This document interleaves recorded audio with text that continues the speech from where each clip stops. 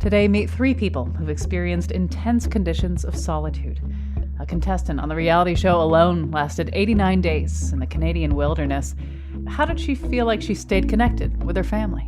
Before I left, we talked about, okay, at this same time every day, we're going to stop and think about each other. And she said, I'm going to send you some warmth. And what goes through the mind of a caretaker at Yellowstone as he settles in for the winter, alone for months in the park? The knowledge that you are a prey species enhances your attention to what's over the next hill. And hear from a Connecticut man who spent almost 30 years in solitary confinement on what he thinks about that kind of incarceration. I don't think there's any way that you can reimagine bondage and how to better put someone in bondage to make that bondage a little bit more comfortable for them. I'm Chion Wolf. That's coming up next on Audacious.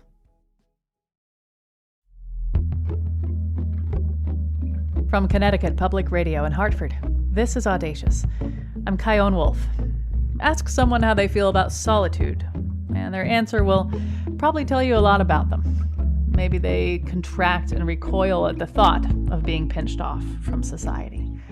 Or maybe they breathe a deep sigh of relief at the glorious prospect of feeling freed from the maddening crowds. Well, today you're going to meet three people who spent a great deal of time alone in extreme circumstances, both by choice and not. What did it do to them, for them? Later, you'll meet a man who spent almost 30 years in solitary confinement here in Connecticut, who made it out just as the laws around solitary changed in our state, a cause he championed himself. And you'll hear reflections on solitude from one of the last winter caretakers in Yellowstone National Park. But first, there's this reality show by the History Channel called Alone. I love this show. Here's the idea. 10 wilderness experts are dropped off in a remote location miles away from each other. They have a small selection of tools, a couple cameras they've been taught to operate so they can film themselves for the show. And if they want to give up and go back to their families and very warm beds, they have an emergency transmitter. And medical specialists arrive randomly and, of course, without any warning, to check up on them and see if they're still fit to continue on with the show. The last one standing gets $500,000. The runners-up get nothing but a good, long story to tell. Now, Callie Russell from Montana was on a very special version of this show, Season 7, in which the prize was $1 million for whomever could last 100 days along the shore of Great Slave Lake in Canada's Northwest Territories. Temperatures would get as low as negative 40 degrees. She and 9 other contestants were dropped off in September 2019, just months before the pandemic, when solitude would be a new kind of challenge for so many of us. I asked Callie what kind of things were on her mind as the helicopter dropped her off and flew away. I experienced out there that we are connected to each other beyond what I realize, beyond what I think we typically think, especially in this age we have so much technology. We can just call each other or text or email and send pictures and video and all this stuff. But, video calls, we're really connected in that way. And so knowing I wouldn't be able to talk to my family or my friends or my boyfriend for months and months and not just talk to them, but nothing, no letters, no contact at all. And I was worried about my family too, more so. I was a little concerned how they would be doing more than how I would be doing. Cause I was like, I think I'll be fine. I've spent time alone before. I think I'll be fine out there, but I worry, will they be okay? Will they be worrying and not have that reassurance that I'm okay? But I found that, especially to the people I'm closest with, like my mom, before I left, we talked about, okay, at this same time every day, we're going to stop and think about each other. And she said, I'm going to stop and think about you, and I'm going to send you some warmth. She's down in Arizona. So she said, every day at 1:00, I'm going to stop and send you love and warmth. And if you're busy, it's okay. But just know every day at that time, I'm going to be sending that to you. And the cameras have a clock on them. So I knew what time it was because of the camera. And some days I could feel her so strongly. I was like, I just feel my mom's love right now. And just to know that we're connected, even without that telephone, without the internet, we're so connected to each other. You were on alone for 89 days. Did you ever feel lonely? Well, on alone, I didn't feel this much, but some other times before I went on alone, when I would be camping by myself, it was when the sun would set. The light would start to change and the sun would go down. I knew the long night was coming, potentially cold. I would just feel this great sense of loneliness and sadness. But these days we kind of have this thing that some writers, Robin Kimmerwall, who wrote Braiding Sweetgrass, she uses the term species loneliness. And that's something that really resonates with me. I feel like we have this species loneliness because we're not as connected to the wild world that we once were. So when I was on alone, while I wasn't around any people, I didn't feel lonely that often because I actually felt this deep sense of connection, really. And I felt like I'm a part of this world. I'm a part of this life. I'm an animal moving on the landscape, and I'm interacting with the other animals, and we're all talking to each other all the time, the trees and the plants and the wind. It's like there's all this whole other language out there that I was tapping into and feeling. And so I felt really alive and really connected, and I didn't feel as lonely as I thought that I might. And you're on this really special show where 9 other people are in this arena with you. Now, of course, you're separated enough that you will never run into each other. But I wonder how much you, at times, maybe wanted to connect with them or like thought of the other 9 people that were in this arena with you. You know, sometimes I'd hear way distant sounds and like, did someone just cut down a tree or what, what's going on out there? And I wouldn't know what the sounds were. And I think maybe I could see their smoke. Maybe I could see smoke from a distant fire or smell it or something like that. But I didn't see any signs of the other contestants out there.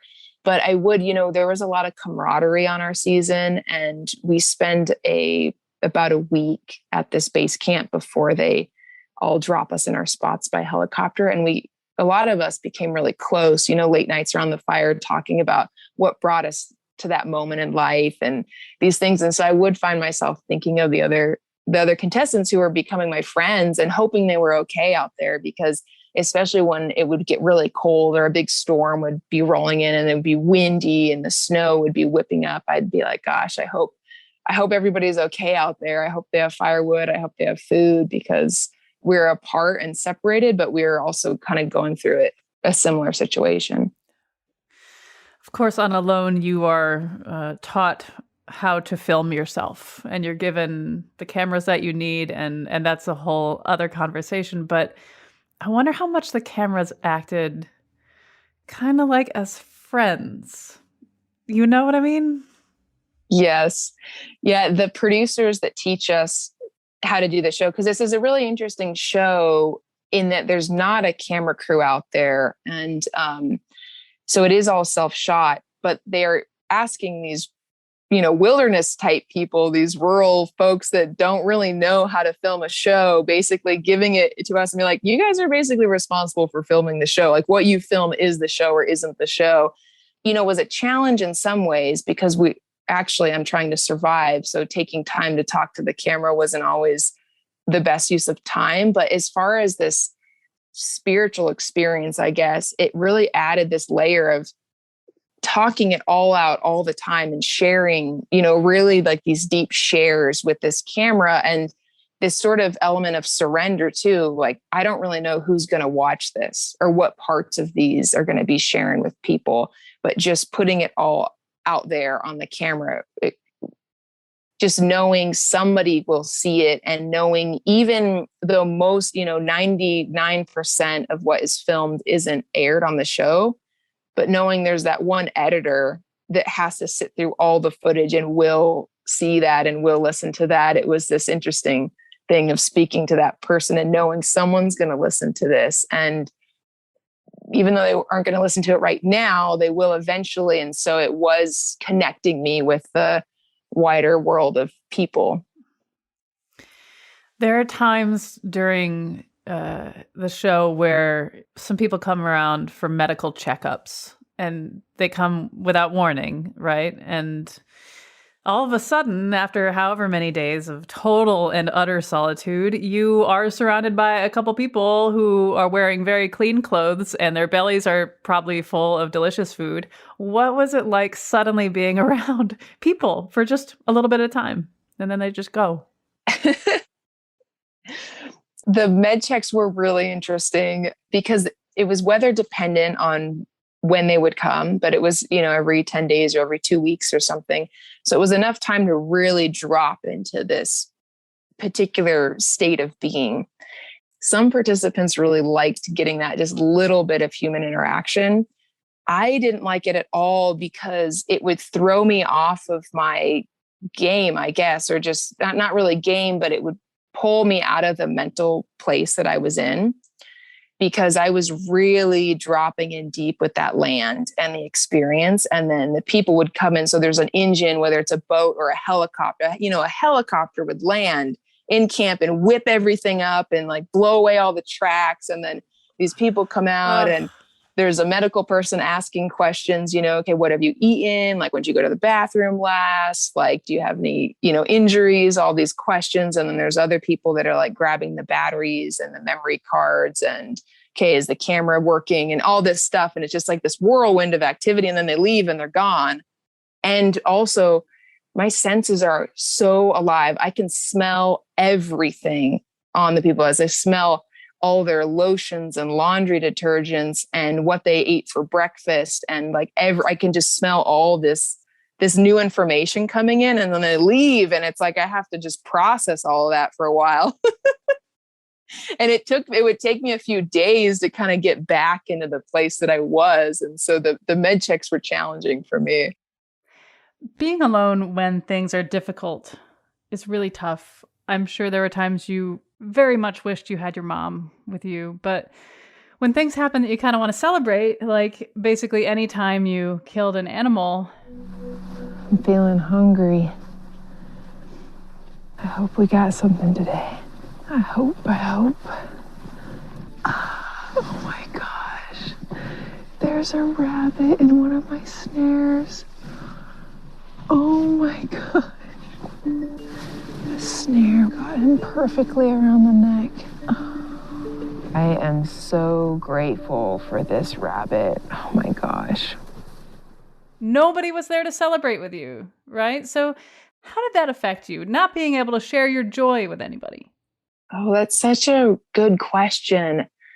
The longer I was out there, I really felt somehow like the land was holding me and witnessing me. There was somehow this element of being witnessed out there by, I don't know what it was, just this other sense, this other feeling, I don't know, maybe it was the birds, maybe it was the trees, maybe it was the ancestors, they're still there somehow. Maybe, I don't know, I'm not attached to a particular way of believing, but I did feel this sense of being witnessed. So I felt when I was celebrating, it was like the land could see and feel my happiness, and so in that way, I guess it was okay. And then of course there's the element of the camera, who I get to share it with the camera, and someone's going to see how happy I am about this. You came really close to the 100 days, just 11 days remaining. The frostbite on your toes was too much of a risk to not begin medical treatment on. So even though everything else was fine, and you were ready for more time, they had to fly you out of there and out of the competition. And I'm sure that when you returned to whatever was after being out there were a lot of feelings. But how did it feel after 89 days of almost total solitude to be back around so many people and everything that comes along with them?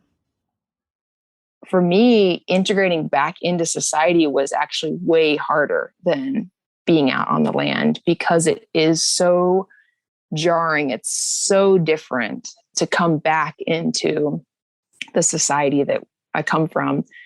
we flew into the nearest town and went to the hospital. And I just remember every little thing, like just hearing recorded music for the first time, holding a pen, writing. I hadn't written in over 3 months. I hadn't heard recorded music or smelled. I remember the cab driver had like a cologne on, and plus all the way just all these smells, and then the signs and advertisements and the lights and just everything was just coming into me. I felt like when I was out there, I sort of got washed clean, and I was really pure sort of energetically, and my thoughts, my mind, like where my mind was really calm and quiet and clear and open.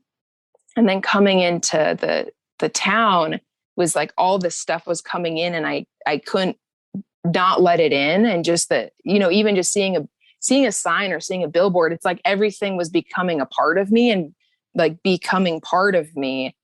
And I didn't want that, but I didn't have any filters. I had no filters on. So it's quite an overwhelming experience coming back into the world that we all live in. Looking back on it all now, what do you think all this taught you about being lonely versus being alone? I think sometimes we have this sort of stigma, like we can only talk to people because people are the only ones that speak a language. But remembering that the rest of the world does have a language too, and the animals and the plants, and there's all this communication going on, and remembering that you're a part of that too, and that you can just be there and be present and remember that you're not alone. In a way, we're never alone because we're really connected just by breathing. Just by breathing, our breath connects us to every other thing that breathes.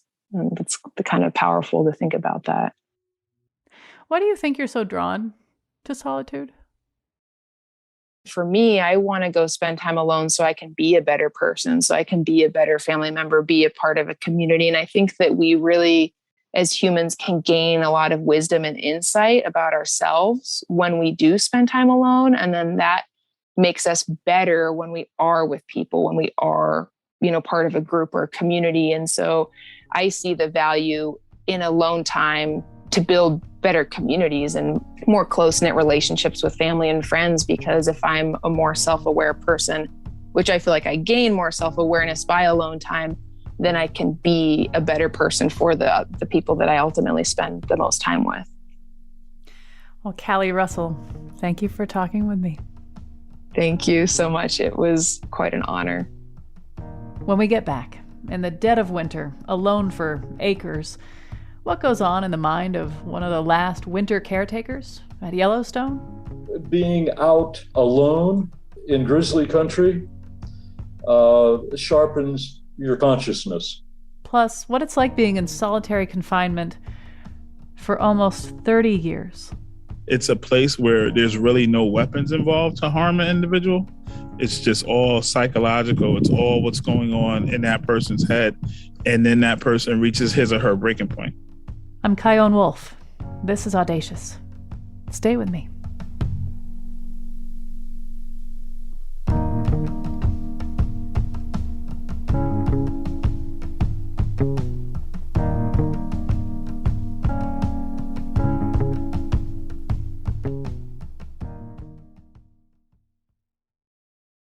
This is Audacious. I'm Kyone Wolf. Today we're getting to know some people who spent a lot of time, sometimes in extreme circumstances, alone, by choice and not. Later you'll meet Ray Boyd, who spent almost 30 years in solitary confinement in a Connecticut prison. But right now, imagine Yellowstone National Park, closed for the winter and buried in feet of snow. For the past 50 years, there's been one man, alone, well, with his cats and his camera, tending to it. Steve Fuller spends a lot of time clearing feet of snow off the near 100 rooftops scattered on the grounds. I asked him to talk about what it's like out there. I'd wear out perhaps a half a dozen or more shovels. It made me a very physically strong person. And also, of course, I became very accustomed to spending my days up on the roofs by myself, chatting with the ravens as I worked. And it was a great opportunity. I don't want to be pretentious, but it was a great opportunity for meditation, for emptying my mind of all the white noise. Sometimes it was just empty-mindedness. There's a beautiful dance, rhythm to working the saw.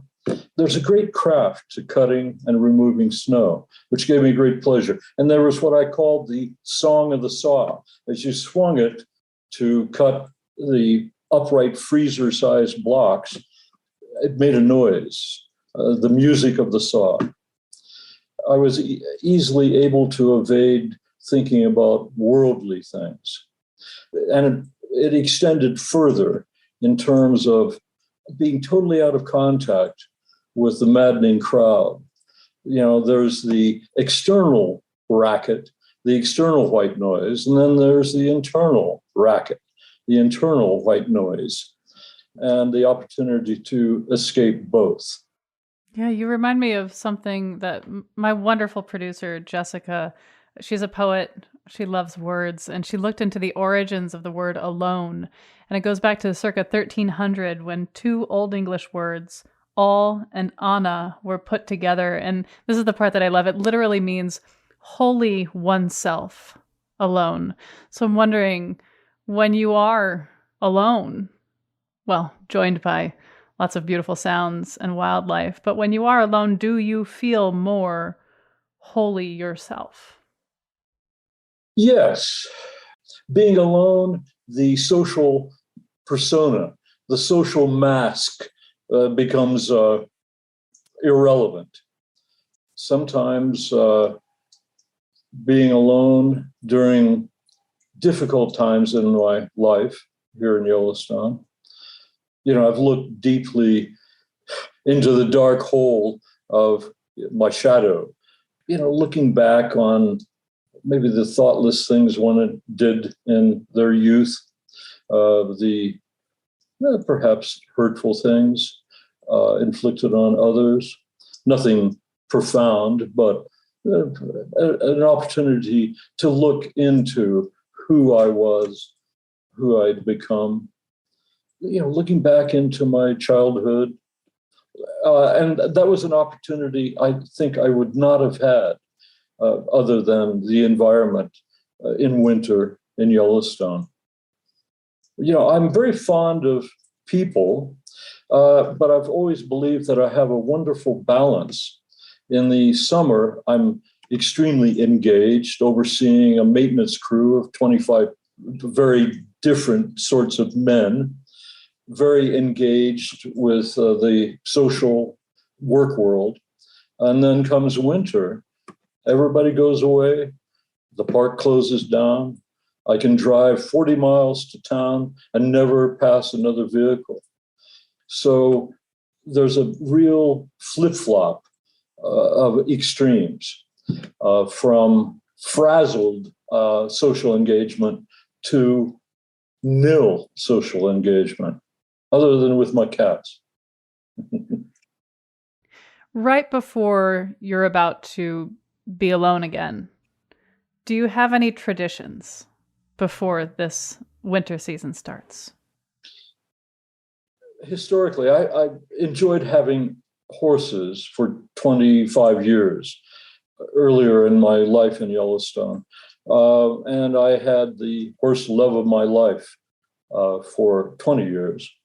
And traditionally, at the end of the season, once I had overseen the winterizing of all of our buildings, shuttering the windows, turning off the power, draining the water systems. Once my crew was gone, traditionally, I would take my horse and a pack horse and go into the remotest parts of Yellowstone that I could find, which was 35 miles from my house. Always I've skied or hiked or ridden my horses. I follow game trails. There's a magic to following game trails. One of my rules is if an animal trail doesn't go there, I probably don't want to go there. And animals are so in touch with the landscape. And also, my beloved horse, Ishwa, was an ideal companion. He doesn't talk. I always thought of us as a centaur, both mentally and physically. I didn't have to steer him or control him. I think he could read my mind, or maybe there were subtle physical. But at any rate, the wonderful kind of meditation, and again, I hesitate to use the word, but in tune with the horse. Sometimes we'd cover 25 miles on a game trail in a day at a trot, a steady trot, just being submerged in the surroundings. No clutter in the mind. I found myself decades ago being reluctant to hike or to ski or to ride my horses with others. That white noise, that babble. When I'm out on the horse or when I'm out on the skis or when I'm walking, I open up to the environment and let it all come in. The babble in my own head goes away, and I can avoid the babble of others. And that is a lovely kind of natural world socialization in a way. What kind of person would you say would be good at this work? Are you different than any other winter caretaker, or do you have something in common? You know, the mythology of the romance of being a winter keeper touches lots of people that live in very different worlds. I always say that the half-life of most wannabe winter keepers would be very brief. Taking the garbage out on the snowmobile can turn into a survival situation. Physically, the life is extremely demanding. Snowmobile is the only motorized means of travel. It's a 36-mile trip down to my car. Conditions can be extreme, dangerous. An old friend of mine, a park ranger, was killed in a storm, checking the roads out over a high pass. And that's always part of the life, but everything is so physical. And also the skill set required to function in that environment. It's my home, and I've had the good luck to survive 50 years, 50 winters. I've sat on my front step and looked at the landscape I oversee, and there's a dozen, 15 incidents of people that have died within sight of my house. Being out alone in grizzly country sharpens your consciousness, your awareness, the knowledge that you are a prey species, enhances your attention to what's over the next hill. How's the wind blowing? Can she smell me, or is she blind to me, the grizz? So, that's a part of the transformation of one's attention. You're not distracted by the babble. What would you say to someone who isn't comfortable being alone? I think that's a common circumstance. Throughout our history, even going back to our primate ancestors, we were social beings.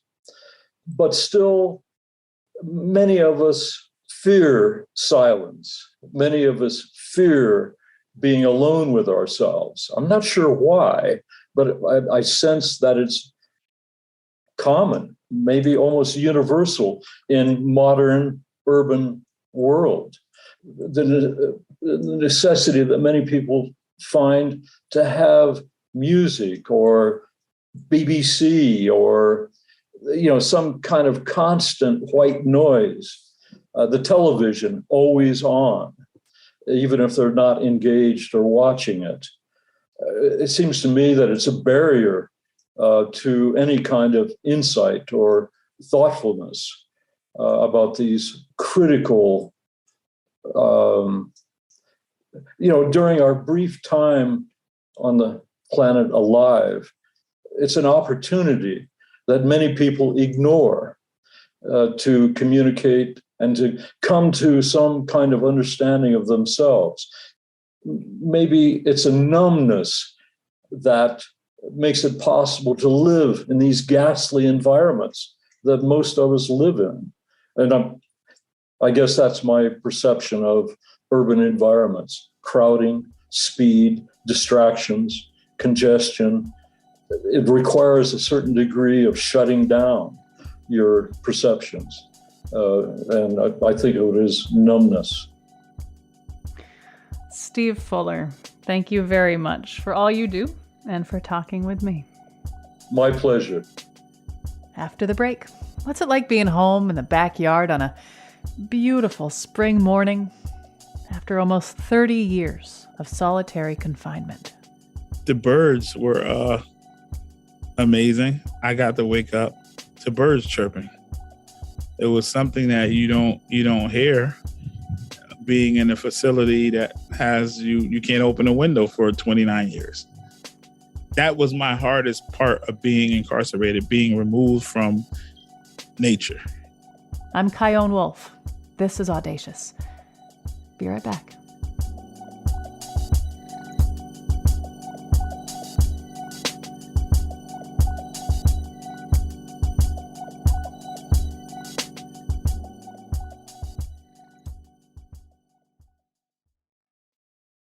This is Audacious.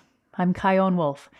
Earlier in this episode about solitude, we met two people who willingly isolated themselves for an extended amount of time. One for a TV show about survival in extreme conditions, and the other as a winter caretaker at Yellowstone National Park. Sometimes solitude is not optional. When Ray Boyd was 17 years old in New Haven in 1992, he knew he'd be imprisoned for murdering Tony O'Neill, but he didn't think that he'd be spending 22 hours a day in a cell, mostly by himself, for almost 3 decades. While he was incarcerated under those conditions, he co-founded a program called Skills of Socialization, and he was a leading mentor in the True program. Both of these are aimed at connecting with younger inmates and reducing recidivism. We recorded this conversation on April 22nd of 2022. He'd only been home for 5 months, and you'll hear a bit of a breeze in his audio because he was speaking to me from his backyard out in the sun. I asked him to talk about how solitary confinement is defined.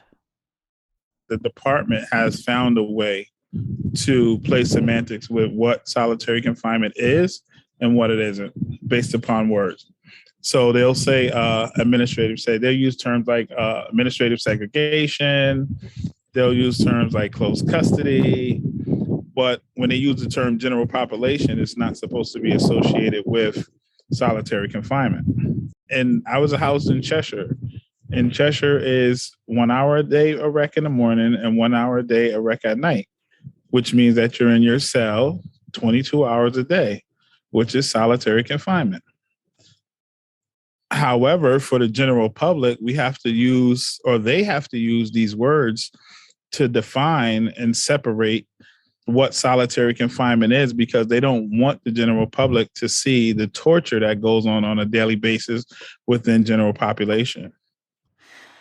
If it's okay, I'd like to back up a bit and talk about what it was like to begin to cope with that much solitude. Because when you first get into prison, you're a young person, you did a terrible thing, you are serving time, you are alone. And I'd like to hear what did you hear? What did you feel? What did it smell like? What was it like, especially in the beginning?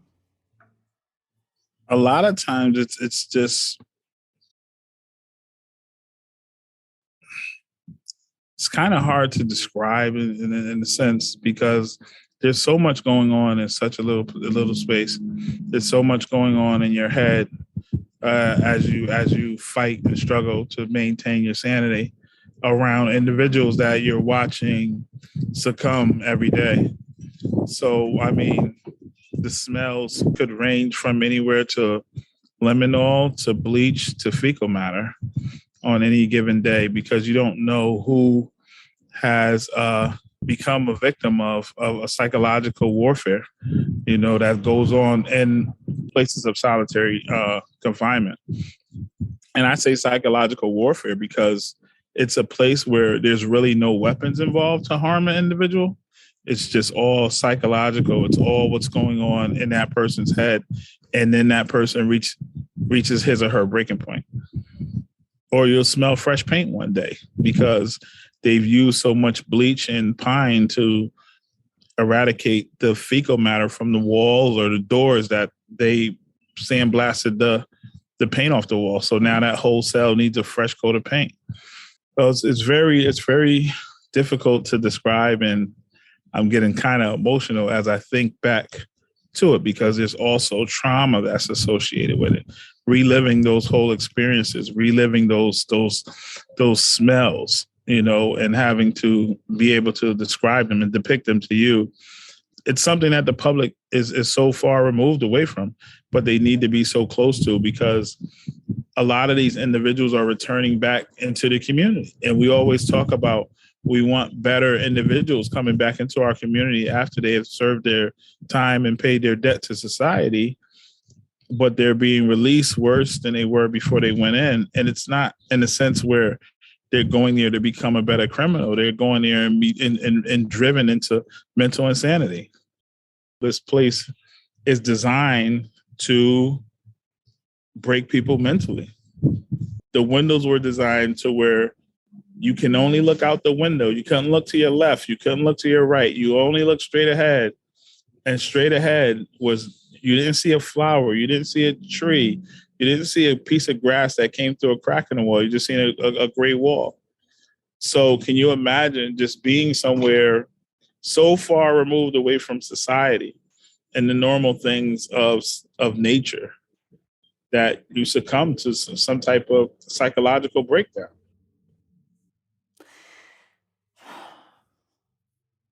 I wonder if there were times where you felt that you deserved this kind of punishment. At one point or another, everyone has used the term "it was written," right? And sometimes we use terms like, and they're cliche, only the strong survive. I have yet to see how I've been affected by solitary confinement. Like I said, there's trauma associated with me experiencing other people's, lived experiences. I don't want to see a man have to be shackled and rushed to the shower because he has fecal matter all on him because staff has been treating him bad. Or because he just had a breakdown and can't take it anymore. He's been asking to call home and no one wants to let him out of cell to make a phone call. Just seeing fights and seeing individuals abuse each other because of the environment and what it creates. You have to, those are traumas that may come up at some point in my life when I don't know, or if they ever will. I know it's very emotional when I have the opportunity to speak to it. You can hear it in my voice, how my words begin to quiver. So I'm holding back and suppressing some emotion because it's like peeling off a scab.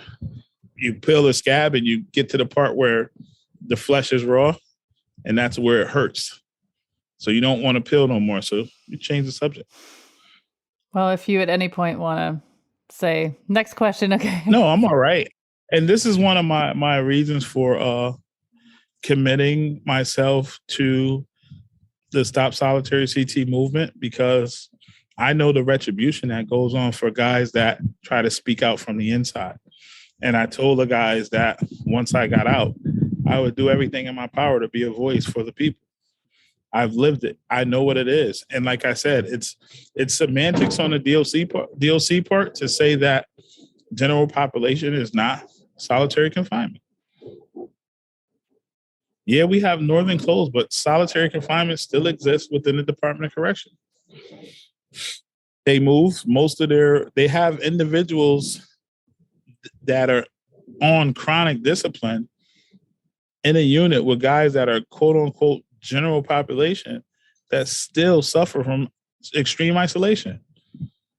You have officers that won't let individuals talk to that individual because he's on chronic discipline, but you have him housed in a general population unit.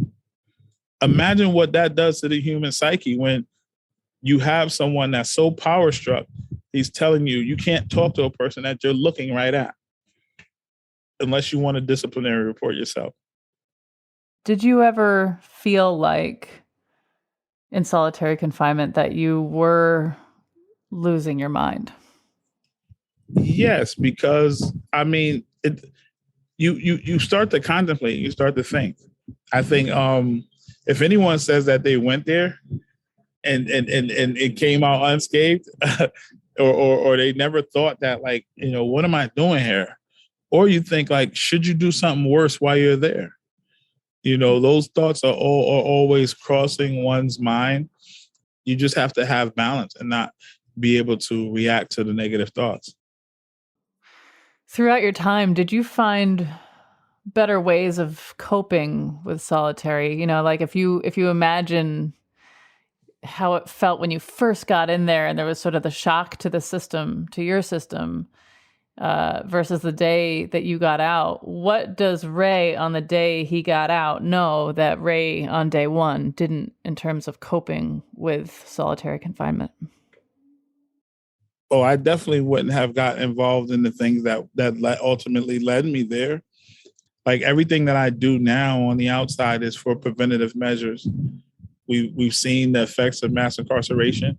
We see how much it has cost our nation as well as our state, you know, taxpayers' dollars.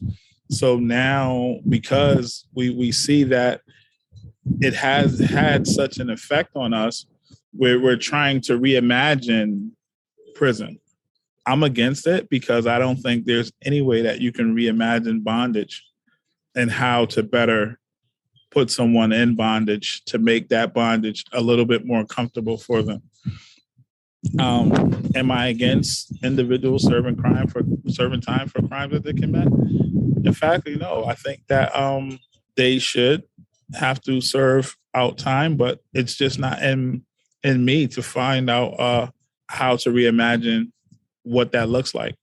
So I've dedicated my life to striving to put in place preventative measures so that individuals will never have to see the system to reimagine what it would look like. I'm the preventative measure. Allow my life experience to be something that stops you in your tracks and says, okay, there's another trajectory in life that my life should be on. When you got out not long ago, what was that like? The birds were amazing. I got to wake up to birds chirping. It was something that you don't hear being in a facility that has you can't open a window for 29 years. So just being able to hear some birds chirp in the morning, and you really want to open the window because you wanted to ring loud, and it's just like getting back to yourself and getting back in tune with nature. I wanted to just ride up 84 and see some of the fall foliage, because the only time you see it is if you're transferring from one facility to the next. That's the only time you'll see the changing of the leaves on the trees. That was my hardest part of being incarcerated, being removed from nature. And you and I right now are talking on a beautiful 75-degree day. You're outside. It's sunny. It's April 22nd. This is your first spring, basically, as far as I imagine you're concerned of your as far as you're concerned of your life, right? This is my first spring home, and it's a new life for me. I came home in the dead of winter. I guess that was a good thing. So much of my past is behind me, and then so many new things are in front of me. I don't think there's anything that I can't do. I think the only limitations we have in life is those that we place upon ourselves. So I've just been striving to continue to do great things and, like I said, be a voice for the people and just be heard. What was it like being around all these people too? I mean, everything from family and people that you're excited to embrace again, see again, smell again, cook with again, eat with again. And also I imagine some people who you'd rather not brush up against too, because this is humanity. So what's it been like with other people now that you're back? With family, it's been great. With, and I use the term loosely when I say so-called friends. And I say that because I went to prison shortly after my 20th birthday. And the individuals that I associated with prior to my incarceration, I only knew for 3 or 4 years. A lot of my friends and true loved ones are still behind the wall. I've grown decades with those guys, you know? So my bond and my commitment to them is far greater to the one I have or used to have with individuals in the street. And that's why I advocate the way I do, because the suffering that goes on. And I know that the individuals that I left are still suffering. I hear it in their voices when they call me. They're excited that I'm out. They're excited that they're able to talk to me, but there's still a lot of suffering going on. All right. So you are working with people in Stop Solitary CT on the PROTECT Act, which would establish standards to limit uses of isolation, and it would institute independent oversight over the Department of Corrections in the state of Connecticut. What do you say to people who don't like the idea of this bill? I know there's a lot of people that are against it, and those are people that haven't seen what goes on within the system. We live in a lock them up and throw away the key state, and something needs to change. And I think that once you see what Stop Solitary Confinement is doing to bring about that change, you'll think differently and you'll support this bill. Well, Ray Boyd, happy spring. Thank you for talking with me. Thank you. Thank you, my friend. The only other thing I'll need before you go, at any point, a picture of you for our website, and then I'll take care of the rest. I'll let you know when this is airing. And hold on, I just got a message from Barbara Fair. I'll read it to you. Barbara Fair from Stop Solitary CT. Yeah. Good morning. Our bill was voted out of Appropriation Committee this morning. So vote to pass the bill could happen Monday or Tuesday. So excited.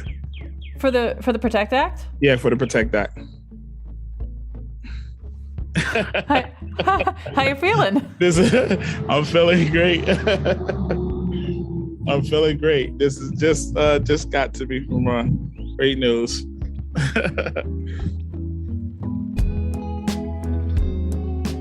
So a few weeks after we recorded this conversation, the PROTECT Act, which was jointly drafted by the Connecticut Department of Corrections and Stop Solitary CT, was signed into law with bipartisan support.